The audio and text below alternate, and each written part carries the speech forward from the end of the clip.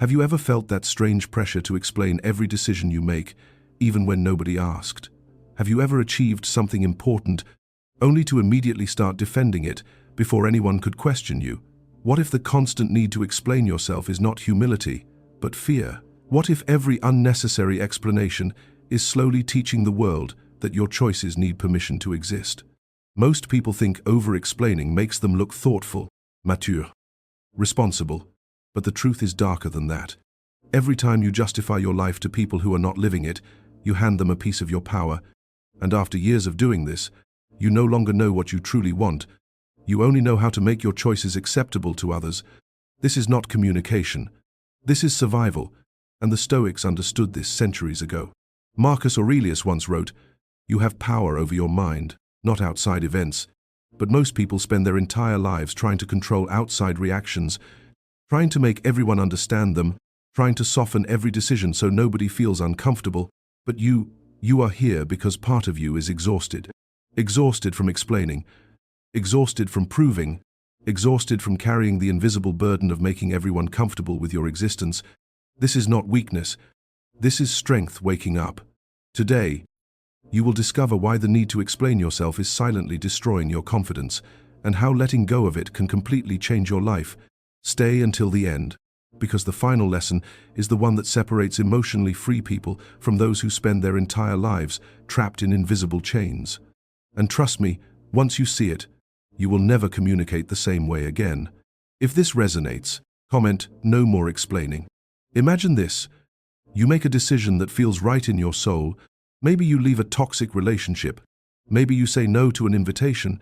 Maybe you choose a different path than everyone expected. Most people immediately panic after making a choice like this. They rush to explain it. They build long paragraphs to defend themselves before anyone even attacks them.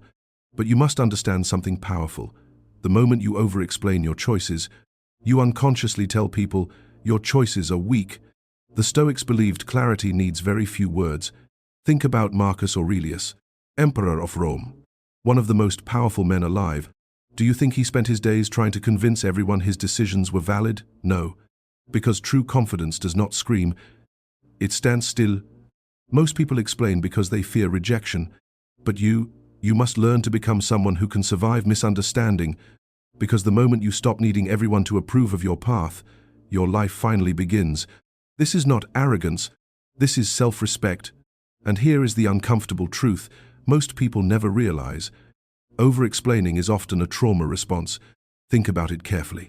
Imagine a child growing up constantly questioned, constantly criticized, constantly made to feel like every emotion required proof. Why are you upset? That's not a good reason. Explain yourself. Over time, that child learns something dangerous. They learn their feelings are not enough on their own. Their choices are not enough on their own. Their existence must be defended. So they grow into adults who apologize for everything. Adults who send paragraphs instead of sentences. Adults who feel guilty for saying no. Adults who shrink themselves so nobody gets uncomfortable. Most people think this is kindness, but it is fear wearing the mask of politeness. Epictetus once said, "No man is free who is not master of himself." And if your peace depends on everybody understanding your decisions, you are not free. Read that again internally. If your peace depends on being understood, you are not free. That is why silence feels so uncomfortable for people who over-explain, because silence forces them to sit with uncertainty. It forces them to accept that someone may misunderstand them, and life will continue anyway. And that changes everything. Comment, "I choose freedom" if you feel this. Now imagine you are in an argument. Someone criticizes you. Most people instantly become lawyers for their own identity. They interrupt, defend, justify, explain every detail. Why? Because they believe criticism is danger, but the Stoics saw criticism differently. They understood that another person's opinion cannot destroy you unless you hand them authority over your inner world. Most people react emotionally because they think every disagreement is a threat to who they are. But you must become different. You must become steady. Imagine someone accusing you unfairly. Most people rush into panic, but you pause. You breathe. You simply say, "I hear you." That calmness unsettles people more than any defense ever could. Because grounded people do not fight to prove themselves every second. They know who they are already. And this is where silence becomes your superpower. Most people are terrified of silence. The second a conversation pauses, they rush to fill it with nervous words. They talk too much, explain too much, reveal too much, all because they cannot tolerate uncertainty. But powerful people understand something deeper. Silence creates gravity. Silence creates presence. Silence creates authority. Seneca once said, "The greatest remedy for anger is delay," and the same applies to emotional reactions. The pause protects you. The pause keeps you from surrendering your power emotionally. Imagine being asked a difficult question. Most people react instantly, but you pause for 3 seconds before answering. Suddenly, your words carry weight. Suddenly, you appear centered instead of reactive. This is not manipulation. This is emotional discipline. And emotional discipline changes the way the world sees you. But here is where things become even deeper. The people who constantly demand explanations from you often reveal something painful, a lack of trust. Think about your safest relationships. The people who truly trust you rarely force you to defend every decision. They assume good intentions. They believe in your judgment. But toxic dynamics are different. Most people stay trapped around individuals who question everything they do, their choices, their motives, their boundaries. Over time, they internalize this interrogation until they begin questioning themselves automatically, and little by little, they lose their own voice. Marcus Aurelius warned against surrendering your inner peace to external noise, yet that is exactly what happens when you constantly explain yourself to people determined to misunderstand you. Most people spend years trying to convince others to trust them, but you must learn something more powerful. Trust yourself first. This is not selfishness. This is survival.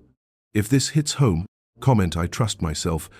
Now let's talk about something most people avoid completely: identity. Most people do not know who they are anymore because they built their entire personality around external approval. Every choice becomes performance. Every opinion becomes negotiation. Every dream becomes filtered through the question, will people approve? And this is where the soul starts dying quietly. Because the more you perform for acceptance, the more disconnected you become from your authentic self. Imagine ordering food at a restaurant. You want something simple, but someone makes a joke, so you change your order. Small moment, right? But most people live their entire lives this way. Tiny self-betrayals repeated daily. Most people abandon themselves in microscopic ways. So often they no longer recognize the person underneath. But you must stop performing your life for an audience. The Stoics believed freedom begins internally. Not financially, not socially, internally. And one of the greatest forms of internal freedom is this: the ability to disappoint people without abandoning yourself. That sentence alone could change your life. Because mature people understand something most never learn. Not everybody will understand your path. Not everybody will approve. Not everybody will agree. And none of that changes your truth. This is not rebellion. This is alignment. And once you stop trying to make every decision digestible for everyone else, something beautiful happens. Your mind becomes quieter, cleaner, lighter. You stop replaying conversations at night. You stop rehearsing imaginary defenses in your head. You stop carrying emotional exhaustion from trying to manage everybody's perception of you. You finally breathe again. Most people do not realize how much energy they waste trying to appear acceptable, but you are beginning to see it clearly now. And here is the paradox. The less you need approval, the more respect you naturally command, because confidence cannot be faked. People feel it. They feel when someone speaks from grounded certainty instead of anxious performance. They feel when someone says less because they trust themselves more. Epictetus understood this deeply. He taught that freedom comes when you stop trying to control things outside your authority, and other people's opinions were never yours to control. Never. Not your family's, not your friends, not society's. So why sacrifice your peace trying to manage something impossible? Imagine how your life changes once you fully understand this. You make decisions faster. You stop apologizing for your boundaries. You stop defending your ambition. You stop shrinking your success to make insecure people comfortable. You stop turning every no into a 10-minute speech. You simply live. And strangely, that authenticity becomes magnetic, because most people have never met someone who is fully themselves without apology. Most people are exhausted actors, but you are becoming real. Comment "I stopped performing," If you feel that shift happening inside you, now here is the final truth. Stopping the explanation is not the real goal. Freedom is. The goal is reclaiming the energy you lost, trying to make everyone comfortable with your existence. The goal is protecting your inner world. The goal is becoming someone whose identity does not collapse under misunderstanding.